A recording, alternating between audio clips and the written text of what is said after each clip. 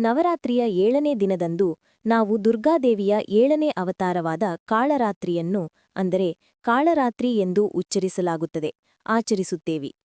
ಅವಳನ್ನು ಶುಭಂಕರಿ ಎಂದು ಕರೆಯುತ್ತಾರೆ. ಕಾಳರಾತ್ರಿ ದೇವಿ ದುರ್ಗಾದೇವಿಯ ಅತ್ಯಂತ ಉಗ್ರರೂಪ. ಅವಳು ದುಷ್ಟಶಕ್ತಿಯನ್ನು ನಾಶಮಾಡುವವಳು. ರಾಕ್ಷಸರನ್ನು ಎದುರಿಸಲು ಪಾರ್ವತೀ ಚಂಡಿಯನ್ನು ಅಂದರೆ ಕಾಳಿಯನ್ನು ಕಳುಹಿಸಿದಳು.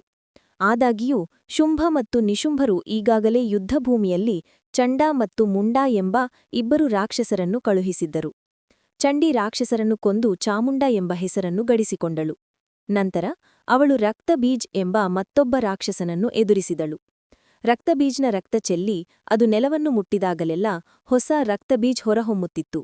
ಇದು ಮಾ ಕಾಳರಾತ್ರಿಯನ್ನು ಕೆರಳಿಸಿತು ಮತ್ತು ಅವಳು ಅವನನ್ನು ಹೊಡೆದಾಗ ಅದು ನೆಲವನ್ನು ಮುಟ್ಟುವ ಮೊದಲು ಅವಳು ಬಾಗಿ ಅವನ ರಕ್ತವನ್ನು ಕುಡಿದಳು. ಅಲ್ಲಿಗೆ ರಕ್ತಬೀಜ್ನ ಅಂತ್ಯವಾಯಿತು.